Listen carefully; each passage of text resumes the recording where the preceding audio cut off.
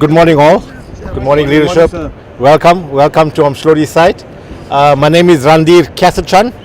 I'm from the engineering unit of EThekwini municipality, and we were responsible to rehabilitate the Umdloti washaway.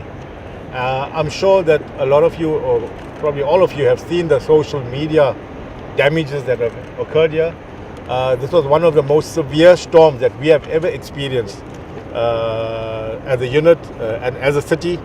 I'm sure you have seen damages throughout the EThekwini, but in Umdloti in particular, we had the rainfall that we received here was far in excess of anything that we have actually prepared for. So, it caused a tremendous amount of damages.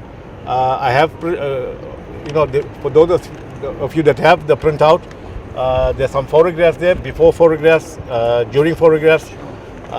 Where we are standing now, there were lots of buildings in this vicinity. There were lots of collapse of buildings. There were a lot of damage.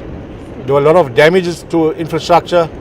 There were two events. The first event was at the beginning of April.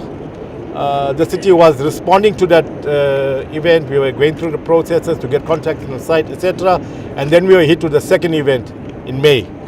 The second event caused far more damages than what we expected. The scope of work increased tremendously. People have lost homes, people have lost cars, people have lost a lot of belongings here. This is one of the two sites. This is a typical, the other side is probably about 500-600 meters down the road. It's a similar sort of situation there in terms of damages.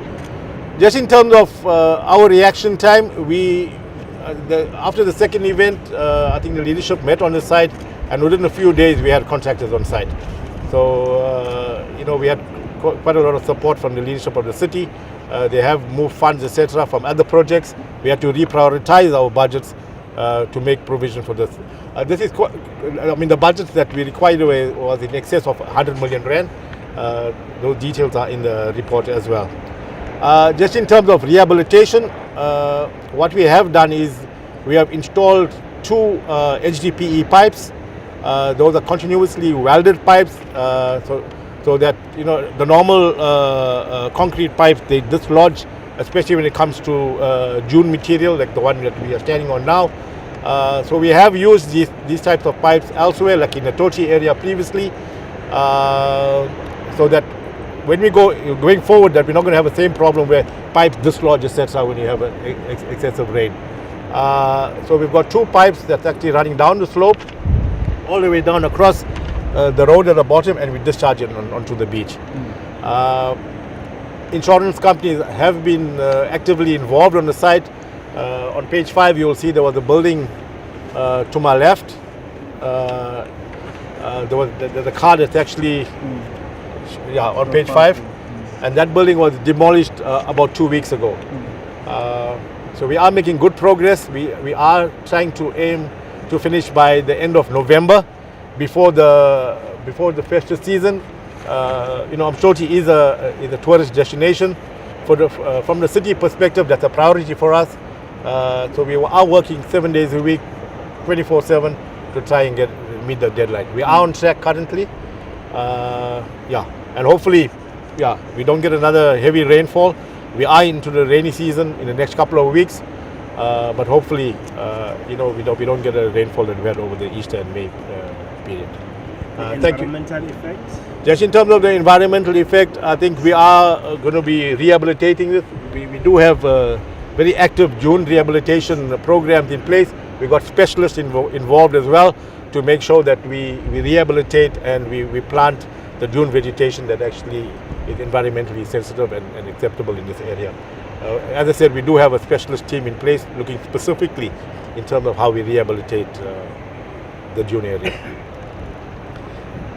I think that's about it. There's the North Beach Road at the bottom will be rehabilitated as well. There's a lot of damages that have occurred on that road, not only from the storm but also from contractors, etc., that were working with the private developers, etc., to try and remove material that was deposited into the property.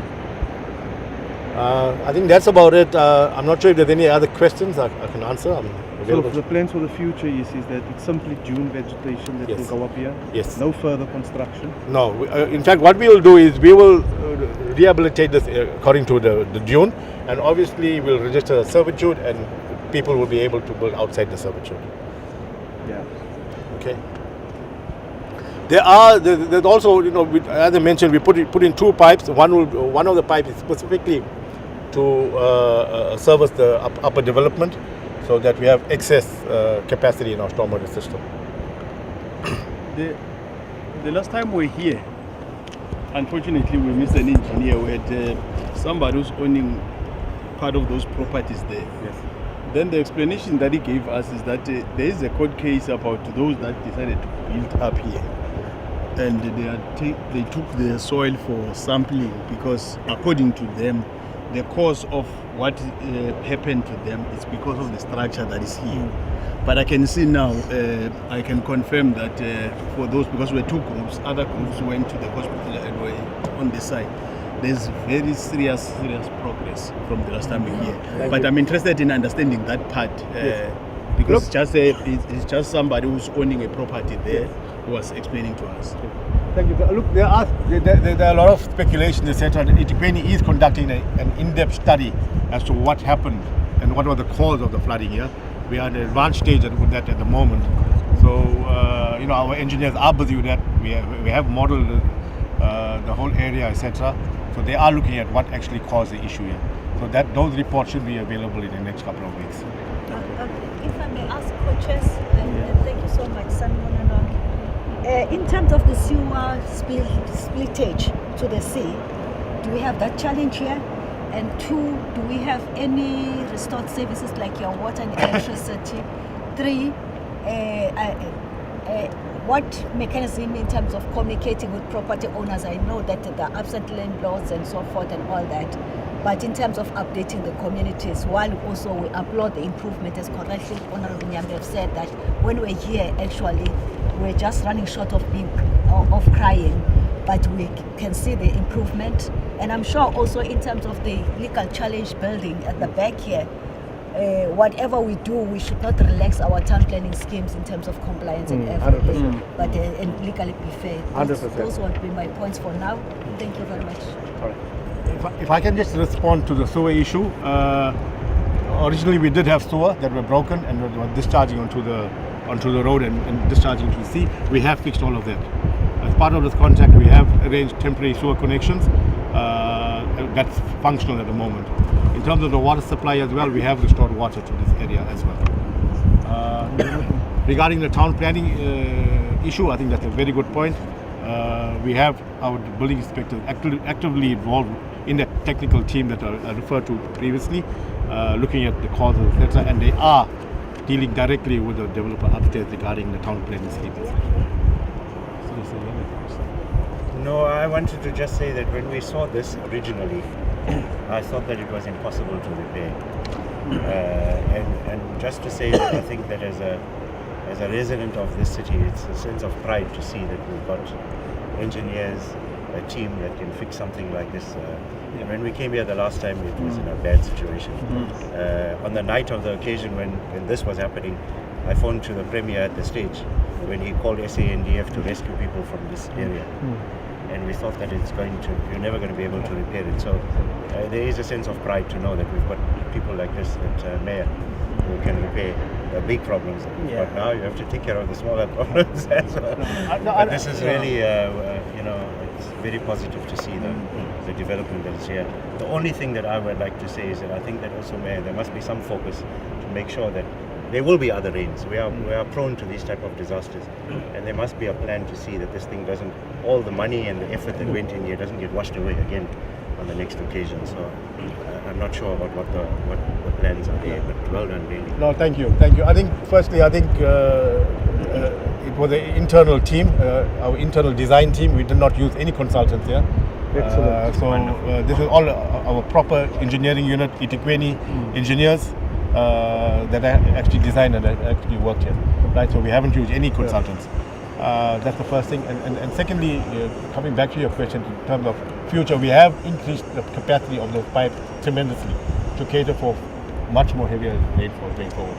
So we have taken that into consideration in our design. Maybe, Chair, to add, we had to short circuit the SCM processes because we were in the disaster mode. So we did not follow the normal processes because we had to intervene here. So we provided that leadership to ensure that we really expedite this process. But members of the community, whenever we come here, they've been coming and commending the work that the team is doing. They are very happy and impressed about the level of responsiveness that have been shown. Thank you. No, I also joining them because as we are indicating that the last time we were here, it was very terrible. It was very terrible. There's serious improvement. If you saw it then and now, you can see that there's serious progress and there's good work that has been done. So we also join those that are commending the good work. And it's even very encouraging to see when you have the capacity and do this thing in-house. Yeah. Now, let me just comment on what the Mayor have said about the SCM processes. Right from the outset, when we started doing our work, MEC, we noticed that the current PFMA and MMFMA is not it's not suitable when we deal with disasters, right? And there where certain deviations and things are taking place to deal with a disaster, there's lessons that we must learn in that so that we can, where necessary, review and put a specific dispensation in place when it comes to natural disasters. Otherwise, we are going continuously have this thing where there's suspicion that people have stolen money. People have deviated because they wanted to give a contract somewhere else. And that is part of our responsibility as an ad hoc committee to make recommendations in that regard and also to review some critical pieces of legislation. Thank you very much and congratulations on the work. Thank you. Well done. And you are not done yet. So the work continues. Everything of the best. Thank you, Thank you. Mayor. Thank you, MEC.